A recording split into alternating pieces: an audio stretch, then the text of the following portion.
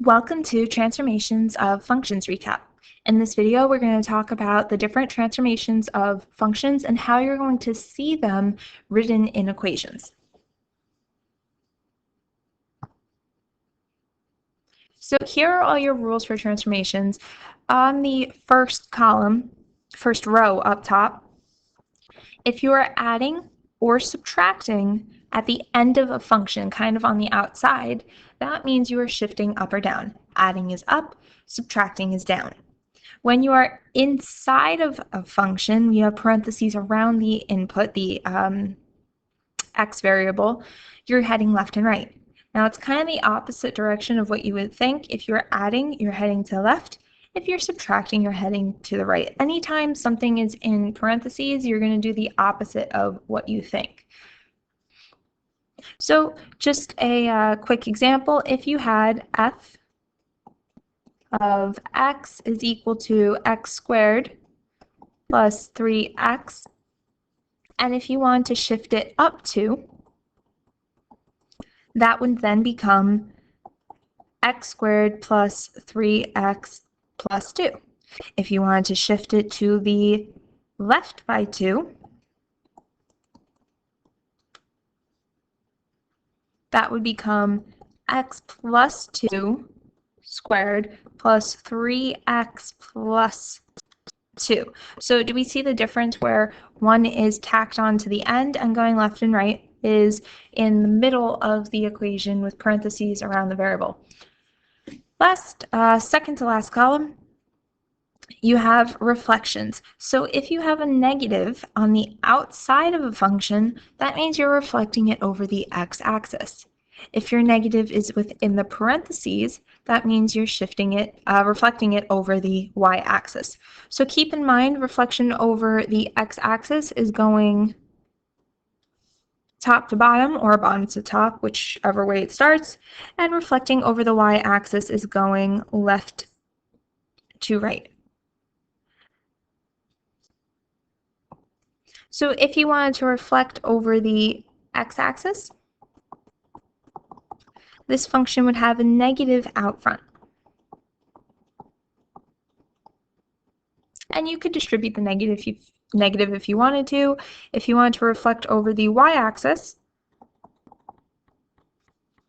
then you would have a negative inside parentheses. So that would become negative x squared plus 3 times negative x.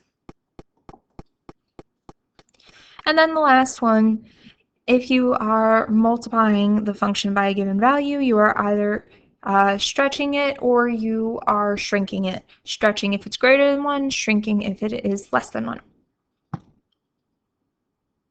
So going on to practice problems, which of the following equations would result from shifting the equation 5 units to the right and 4 up. If you're going to the right, that's going to be a minus 5 on the inside, and going 4 up is going to be on the outside of parentheses at the end with a 4. Automatically, you can cross out these because these are all going down by 5, so your choice is 1 or 2, and the only difference is, are you heading left or right?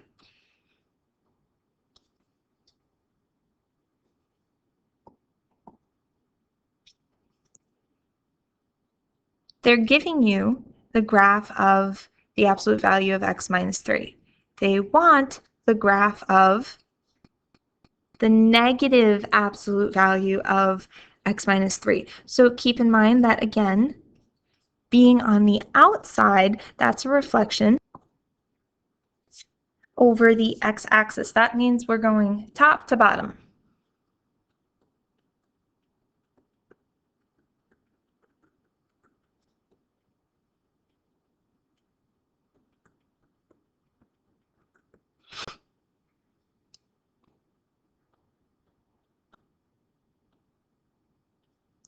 And you should be getting choice 4.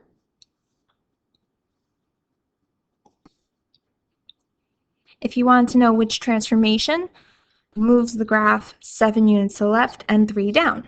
Left is plus 7 in parentheses, 3 down is minus 3 outside of the parentheses. So that's going to be choice 1. Now over here it's asking you which transformation would map f of x to g of x. Now we're taking f of x and we are multiplying it by 2.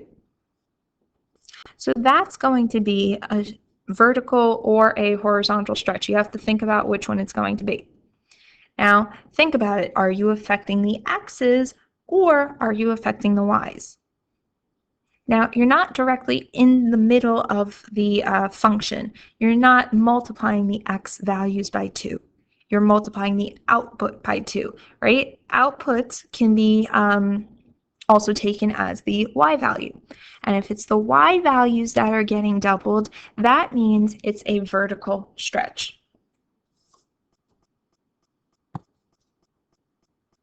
Now, I do want to talk about how you would actually graph transformations. You're not going to just try and move this all at once. What you want to do with these is find several key points.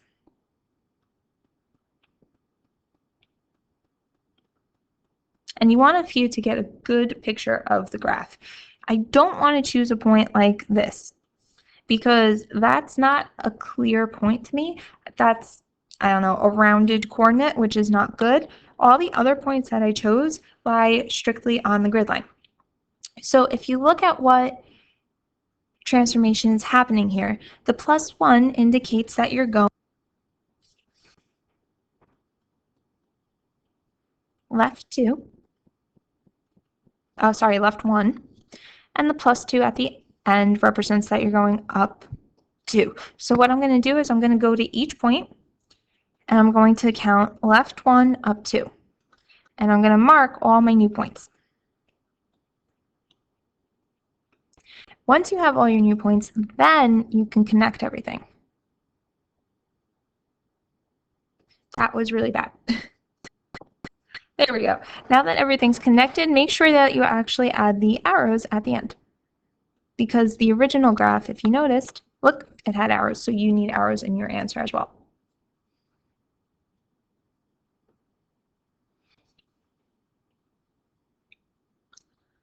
For the next one, they're giving you the graph of f of x, but they want you to find g of x if g of x is negative f of x. So that negative out front is going to be a reflection over the x-axis.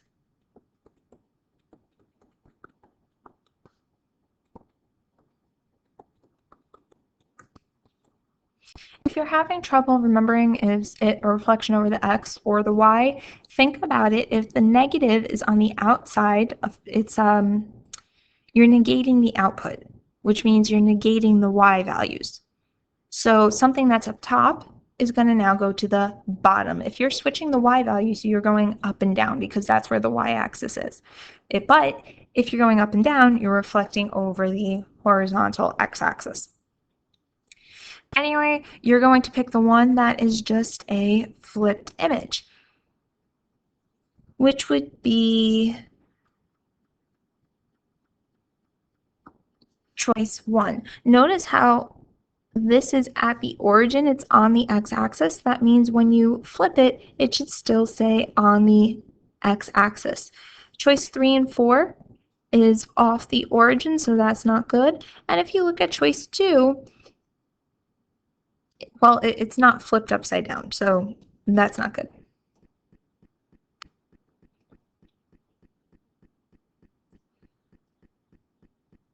For this one, they want to know the equation after a translation 4 units to the right, so that means you are subtracting 4 in the parentheses, and you're going up 1 unit, so you're adding 1 to the end.